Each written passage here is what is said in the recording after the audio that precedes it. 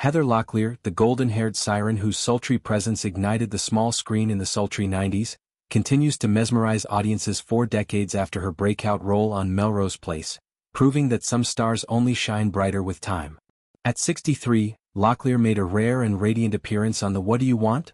Podcast alongside her longtime confidant Jillian Barberie and host 1228rx, where a candid snapshot captured her in a pristine white ensemble that hugged her figure with effortless elegance.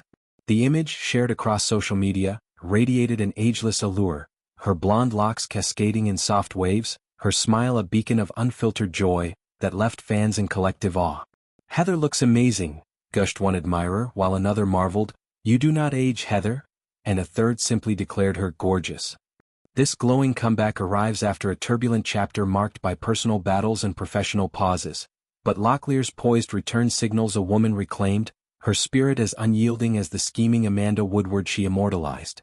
Locklear's journey to this moment is a tapestry woven from triumph and trial, beginning with her explosive debut on Dynasty in 1981 as the feisty Sammy Jo Carrington, a role that catapulted her from obscurity to soap opera stardom.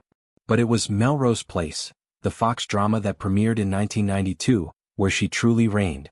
As advertising executive Amanda Woodward, Locklear embodied calculated seduction and ruthless ambition, her character's arc, from boardroom battles to bedroom betrayals, driving the show's soapy engine through its 7-season run until 1999. The ensemble cast, a glittering array of 90s heartthrobs including Thomas Calabro as Dr. Michael Mancini, Jack Wagner as Dr. Peter Burns, Courtney Thorne-Smith as Vixen Allison Parker, Josie Bissett as the sweet Jane Mancini, and Kelly Rutherford as the enigmatic Megan Lewis, created a pressure cooker of passion and peril in the fictional West Hollywood apartment complex. Locklear's Amanda wasn't just a participant, she was the pulse, her icy glares and velvet manipulations turning episodes into must-watch melodrama. Ratings soared upon her 1993 introduction, prompting producers to extend the first season by 10 episodes, cementing her as the lucky penny in Aaron Spelling's pocket, a nod to his earlier collaborations on T.J. Hooker and Dynasty. Reflecting on that era during a recent episode of the Still the Place podcast with former co-stars Daphne Zuniga, Laura Leighton, and Thorne Smith, Locklear revealed a surprising self-doubt. At nearly 30, she felt too old for the show's youthful vibe, watching early episodes and sighing, "Oh my god, this show is gonna be great, and I wish I could be on it, but I'm too old. I was like 30, or almost 30 or something like that. And you guys were all 20, early 20s. Her manager's call about a guest spot felt like fate, and she seized it with a clear vision. "I want to be a businesswoman. I don't want to be Sammy Jo from Dynasty. I don't want to, be a quirky girl." Amanda debuted in January 1993, her sharp-suited entrance a game-changer, boosting viewership and earning Locklear a main cast promotion for Season 2. Yet, amid the glamour, she confessed her favorite storylines sidestepped her own. "I'm not in them. I love the one with Marcia Cross. The friggin' head thing." Referencing Season 4's bombshell where Cross's Kimberly Shaw unveiled a scarred scalp and dissociative identity disorder, Locklear's admiration highlighted her generosity, a trait that endeared her to castmates then and now. Life off the set mirrored the drama.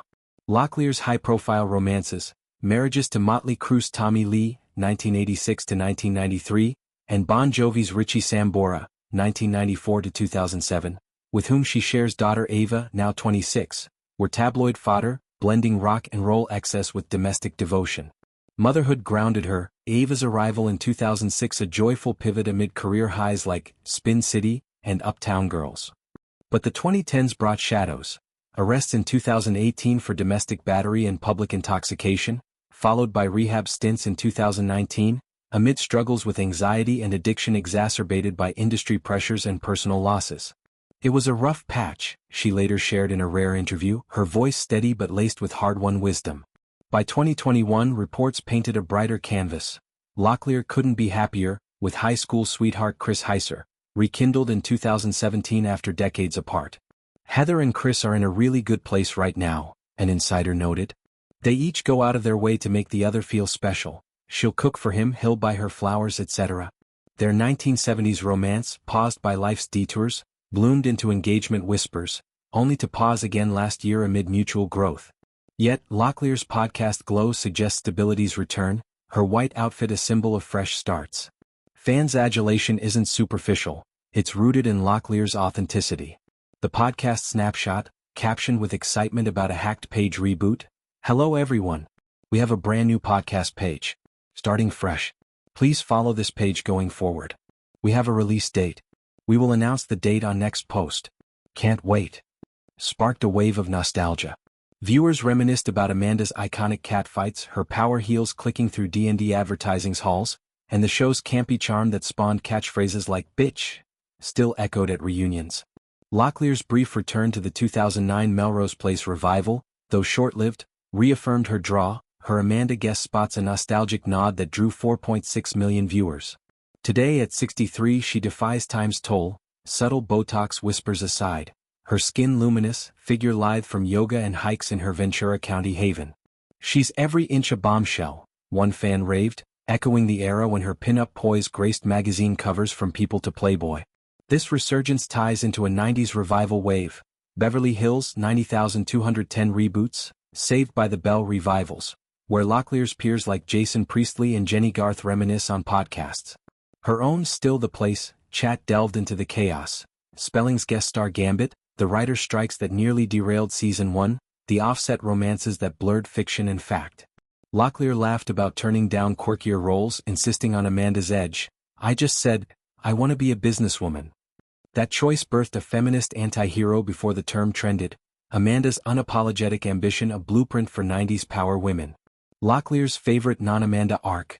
Cross's unhinged Kimberly, complete with a prosthetic head reveal and explosive antics, showcased her ensemble love, a far cry from diva stereotypes. As the podcast launch nears, Locklear's trajectory inspires. From Dynasty's vixen to Melrose's mogul, through Tempest to this triumphant tease. Fans, shocked by her vitality, flood feeds with edits of young Heather morphing into now, captioned ageless queen. Her story, 40 years post-Melrose debut, affirms resilience's radiance, proof that after the dust settles, the glow endures. In white, she steps forward, not as relic but revelation, her siren song still seducing screens and souls alike.